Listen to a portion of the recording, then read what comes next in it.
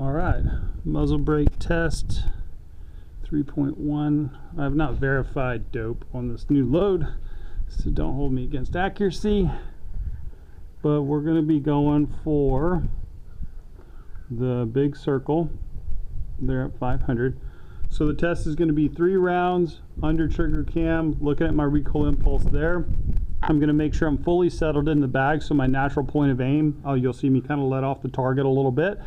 And then we're going to check the muzzle felt recoil, muzzle rise with no muzzle, so bare muzzle, EC tuner, DN5, TMB, the new ATS, and the new to me muzzle brakes and more Super Beast 2. So this is going to kind of help me decide what I think I want to run this year and trying to finalize everything. So let's see how it goes here. Alright, so I'm basically natural point of aim, I'm right there on the circle. Same kind of pressure on each one is what we'll do. Alright, double level, so here we go, first shot.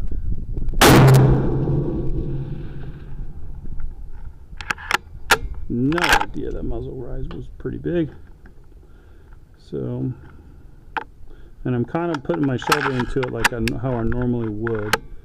So I'm not really wrenching down on it because I don't want to put too much into the gun. So there you go, again. There we go. So I saw that one go off right barely. So I'm going to go 3/10 left. See if we can't really start impacting the plate. So who knows what it's going to do on the actual point of impact, but let's go here. Alright, last one here.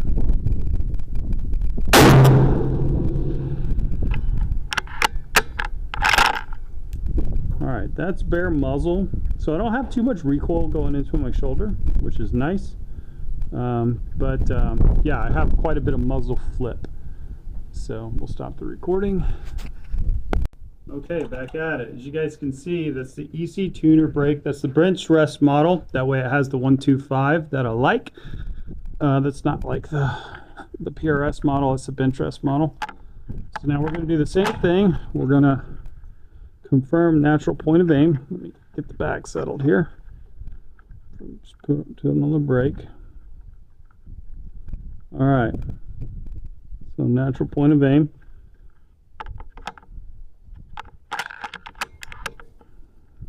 Level good, send it. Considerable difference in muzzle rise.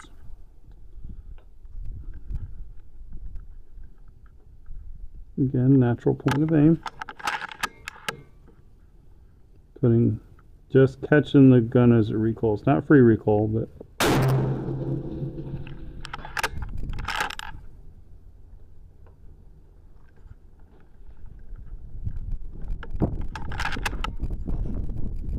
one.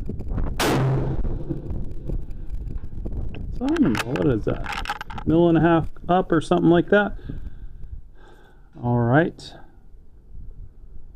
Cool. Alright, stop the recording. That's EC tuner brake. Alright, 3 more shots. DN5. This one looks silly because it's a 125 barrel and it doesn't exactly fit well. But let's see how it does on recoil and muzzle flip from what I hear. It's pretty awesome. I bought it, never really used it. Alright, so again, natural point of aim here. Yep, okay. Let's see what it does.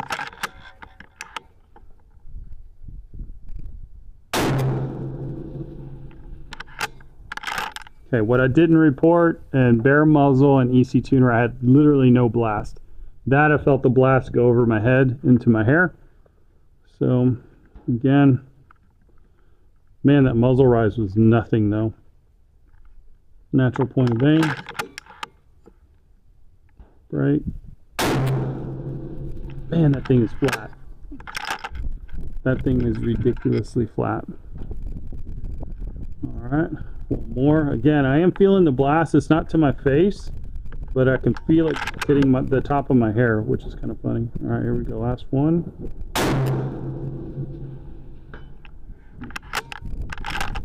That feels flat. Almost nothing going into my shoulder, and it feels super flat. All right. Next one, old reliable T&B. I've had this for a while. I used to cut my barrels down. I don't anymore, so I put the nut on there. So it's actually not a tuner anymore. This thing is wickedly effective as far as felt recoil. Let's see how it tracks as far as muzzle flip is concerned. But I know for a fact the muzzle blast on this is it's not concussion gang for no reason, right? So, all right, same thing. Kind of on there, same grip. Look at that. Point of aim is good. All right, here we go. Believe it or not, DN5 much better as far as staying flat. I think it's because the port's on top, and this has considerable more muzzle blast to the face than the DN5. So as of right now, DN5 is a clear winner over the T&B, which is kind of shocking.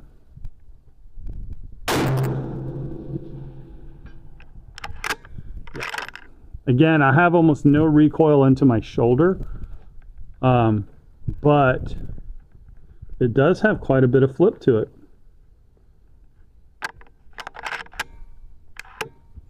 There we go. Same thing.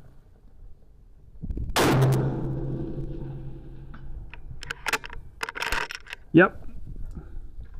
Muzzle blast is quite a bit. Muzzle flip isn't bad. Like, don't get me wrong, it's completely doable. As a matter of fact, I just shot this at the Texas Precision match. But comparatively speaking, DN5 is much flatter. Much flatter. All right, next one up is actually the ATS. I bought this one, used it very little back when I was still kind of just playing around. Claim to fame of this one is it does have the angled ports, but apparently some kind of geometry where you're not supposed to feel that much blast, and the top ports are a little bit more narrow or opened up than the bottom port, so it's apparently supposed to push your muzzle down as well. Let's see what the trigger cam tells us. Good, let's check our, again, shoulder in, natural point of aim. Yep, still sitting pretty in the bag. Again, this is a medium heavy fill, so she's pretty stable. All right, here we go. Work on my cant.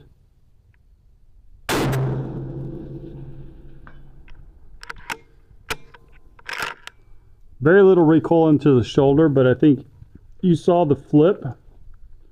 So like no muzzle blast, by the way. No muzzle blast whatsoever, which is actually pretty interesting. But let's see. Get a level there. Yeah. Definitely more muzzle flip than the DN5. I would say even more felt recoil muzzle flip than the TMB, but no blast to the face though. I can't really feel, you know, you can feel it in the gun. I can't really feel the gun fighting to go down. It's still trying to go up. It's kind of what I feel. All right, last one, send in with this one.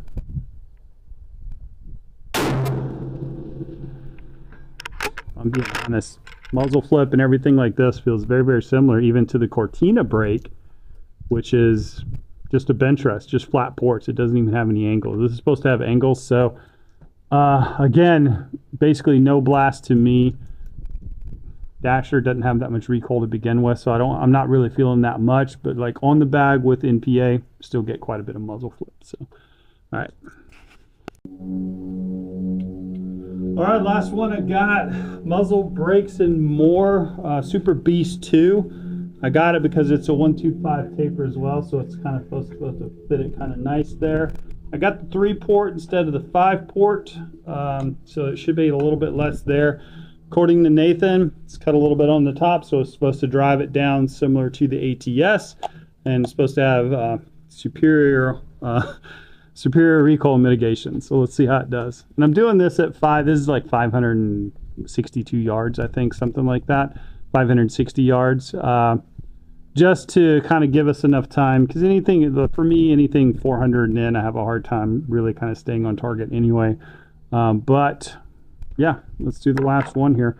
Say right now, as far as like performance levels, DN5 seems to be the clear winner so far, as like stability, muzzle flip, the whole 9 yards, and the blast didn't hit me in the face, it's over the head. So, all right, again, natural point of aim.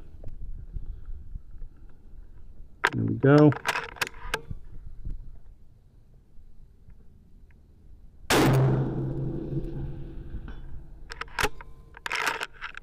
Zero blast. Like I had nothing around me. Like zero blast. It didn't feel like it wanted to lift too much on me. Let's kind of see what it does on this one.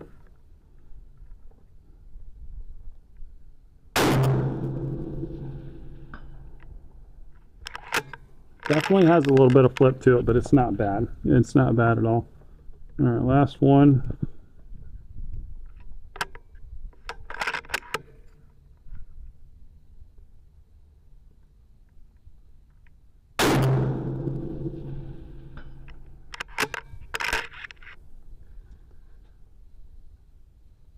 All right.